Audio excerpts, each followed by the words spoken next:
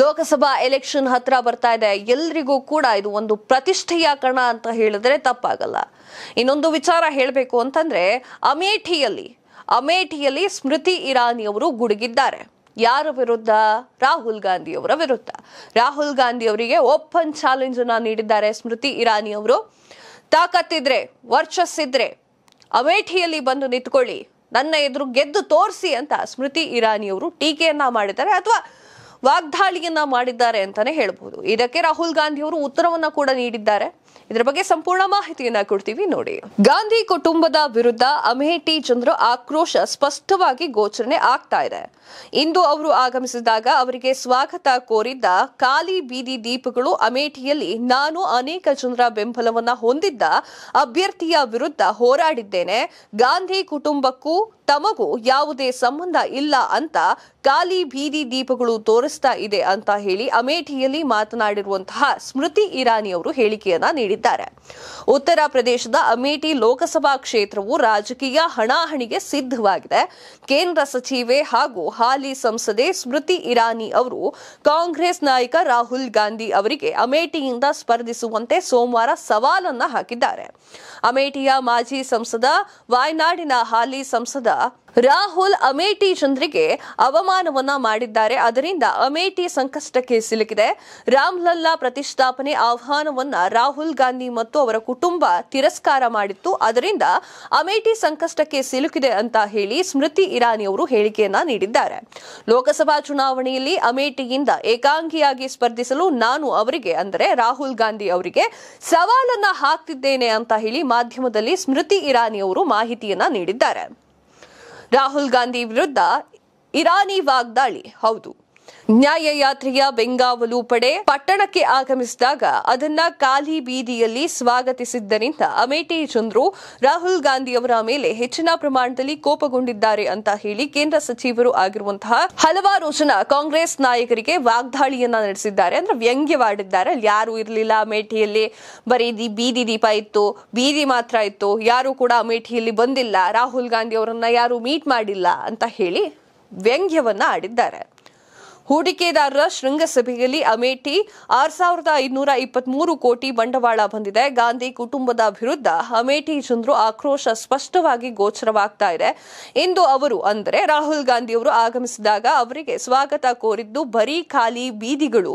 ಅಮೇಠಿಯಲ್ಲಿ ನಾನು ಅನೇಕ ಜನರ ಬೆಂಬಲವನ್ನ ಹೊಂದಿದ್ದ ಅಭ್ಯರ್ಥಿಯ ವಿರುದ್ಧ ಹೋರಾಡಿ ಗಾಂಧಿ ಕುಟುಂಬಕ್ಕೂ ತಮಗೂ ಯಾವುದೇ ಸಂಬಂಧ ಇಲ್ಲ ಅಂತ ಹೇಳಿ ಖಾಲಿ ಬೀದಿಗಳು ತೋರಿಸ್ತಾ ಇದೆ ಅಂತ ಹೇಳಿ ಸ್ಮೃತಿ ಇರಾನಿ ಅವರು ಹೇಳಿಕೆಯನ್ನ ನೀಡಿದ್ದಾರೆ. ಕೇಂದ್ರದ ವಿರುದ್ಧ ರಾಹುಲ್ ವಾಗ್ದಾಳಿ.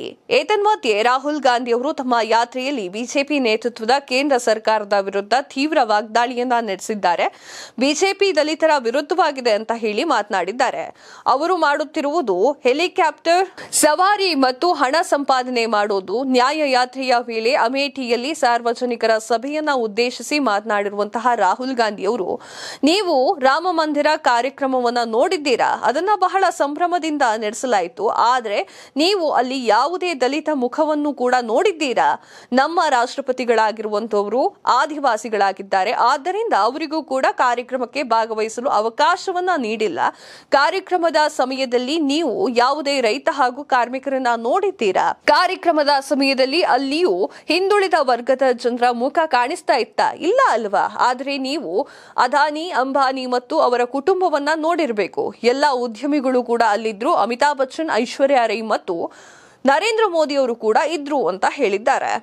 ಮುಂಬರುವ ಲೋಕಸಭಾ ಚುನಾವಣೆಯ ಮುನ್ನ 15 ರಾಜ್ಯಗಳಲ್ಲಿ ಮಣಿಪುರದಿಂದ ಮುಂಬೈಗೆ ಭಾರತ್ ಜೋಡೋ ಯಾತ್ರೆಯ 2ನೇ ಆವೃತ್ತಿಯನ್ನ ರಾಹುಲ್ ಗಾಂಧಿ ಅವರು ಜನವರಿ 14ರಿಂದ ಪ್ರಾರಂಭ ಮಾಡಿದ್ದಾರೆ. ಅಮೇಠಿಯೊಂದಿಗೆ ಗಾಂಧಿ ಸಂಬಂಧ ಹೇಗಿತ್ತು ಅನ್ನೋದ್ರ ಬಗ್ಗೆ ಮಾಹಿತಿಯನ್ನ ಕೊಡ್ತೀವಿ ನೋಡಿ.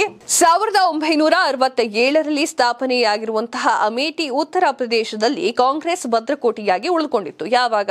1967ರಿಂದ.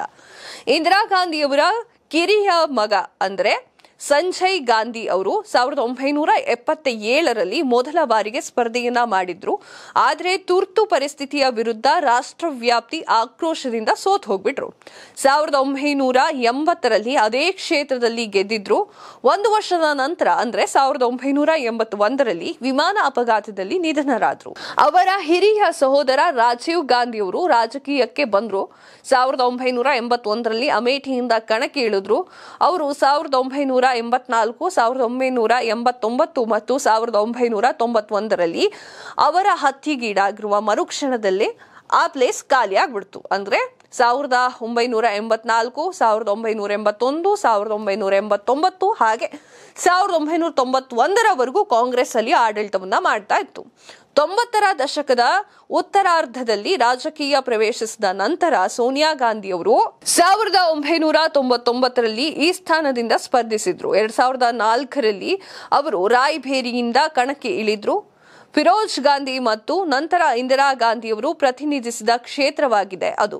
2004ರಲ್ಲಿ ರಾಹುಲ್ ಗಾಂಧಿ ಅವರ ಕುಟುಂಬದ ಭದ್ರಕೋಟೆಯನ್ನ ವಹಿಸಿಕೊಂಡ್ರು. 2009 ಮತ್ತು 2014ರಲ್ಲಿ ಪುನಃ ಆಯ್ಕೆ ಆದ್ರು. ಆದರೆ 2019ರ ಚುನಾವಣೆಯಲ್ಲಿ ಸುಮಾರು 55,000 ಮತಗಳಿಂದ ಅಂದ್ರೆ ಮತಗಳ ಅಂತರದಿಂದ ಸ್ಮೃತಿ ಇರಾನಿ ಅವರ ವಿರುದ್ಧ ಸೋತ್ಬಿಟ್ರು ರಾಹುಲ್ ಗಾಂಧಿ ಅವರು. ಇದಿಷ್ಟು ಈ ಹೊತ್ತಿನ ಸುದ್ದಿ ಆಗಿತ್ತು. ಮತ್ತಷ್ಟು ಸುದ್ದಿಗಳಿಗಾಗಿ ನೋಡ್ತಾ ಇರಿ ಲೈನ್ ಟಿವಿ ಕನ್ನಡ.